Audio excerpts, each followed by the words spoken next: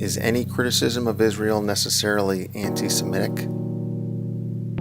Of course not, and in theory this truism is acknowledged by nearly everyone, from the most strident supporters of Palestinian rights to the most stridently conservative Israel supporters alike. But in practice it's another story. In light of the recent Toiletgate events involving journalist activists Max Blumenthal and David Sheen, looking more closely at why harsh criticism of Israel is still often incorrectly labeled anti-Semitic is necessary. Here's Tony Judd on the beginnings of the intentional conflation of anti-Semitism with any criticism of Israel as a means of stifling dissent. Now this is an invented relationship, I must say long.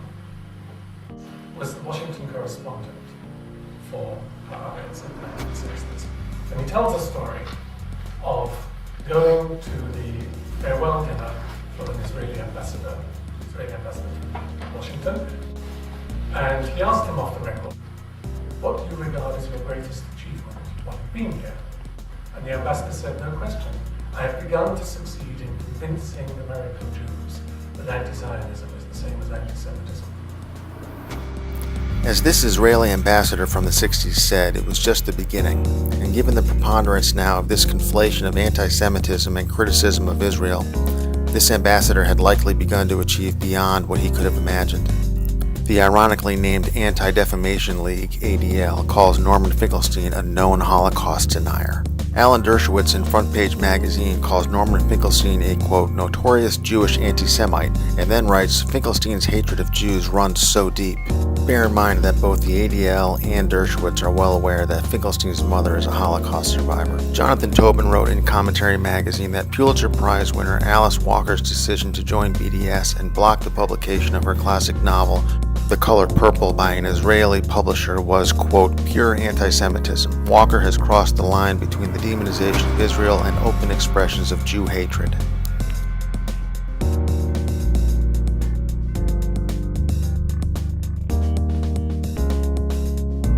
That's the same anti-Semitic argument we've heard over and over again. No, that's the same anti-Semitic argument we've heard over and over and over again. Attack. Look, Larry. The UN has historically been anti-Semitic. I have no confidence in the UN. Zero. They have a history of anti-Semitism. All the evidence points to Obama's anti-Semitic associations. It's not just... Do you think the president's anti-Semitic? I do. It's called anti-Semitism. It is now spreading in polite society, where it masquerades as legitimate criticism of Israel. And most recently, we have writer-activists Max Blumenthal and David Sheen as the most visible examples or victims of this ongoing, inevitably self-destructive witch hunt. The scenario of these two Jewish human rights activists working against Israel's unjust policies, chasing after a German politician in his own halls of power, who eventually finds refuge by locking himself in a toilet, where the politician plays the role of protector of the Jews, while the Jewish activists are cast as the villainous anti-Semites, has got to be the most gloriously absurd apotheosis of irony I've ever seen. However tempting it may be to focus on the comic theater of the absurd aspects of Toiletgate, the reality is that two good men working for universal human rights in Israel-Palestine have been slandered publicly yet again.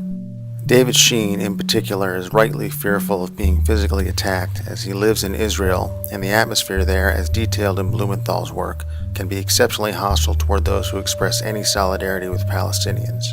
In Germany, Left Party City Councilman Marko Radievich called Blumenthal and Sheen well-known anti-Semitic journalists, and suggested that some of his fellow Left Party members should be banned from the party because they thought the men should be allowed a platform to speak.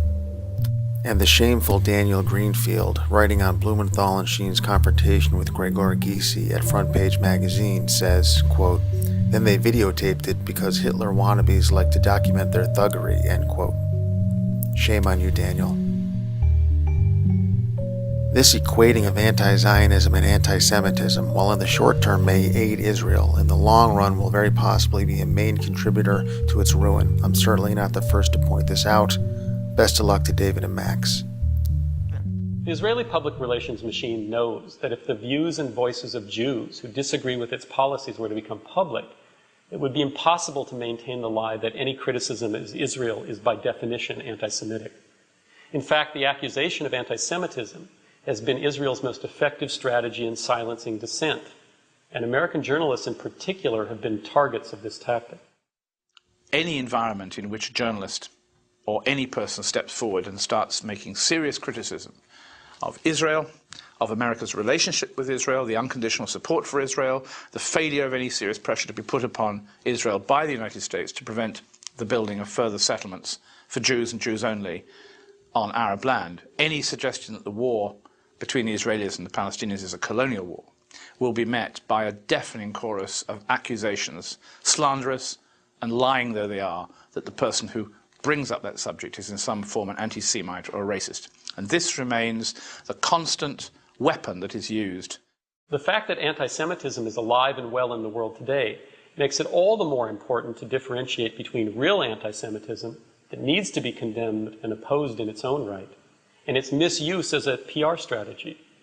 Trying to scare people into silence by conflating any criticism of Israeli policies with anti-Semitism, in fact, detracts from the very real threat that anti-Semitism does pose. Because there are anti-Semites in the world, there are racists, and if this continued campaign of abuse against decent people, trying to shut them up by falsely accusing them of anti-Semitism continues, the word anti-Semitism will begin to become respectable.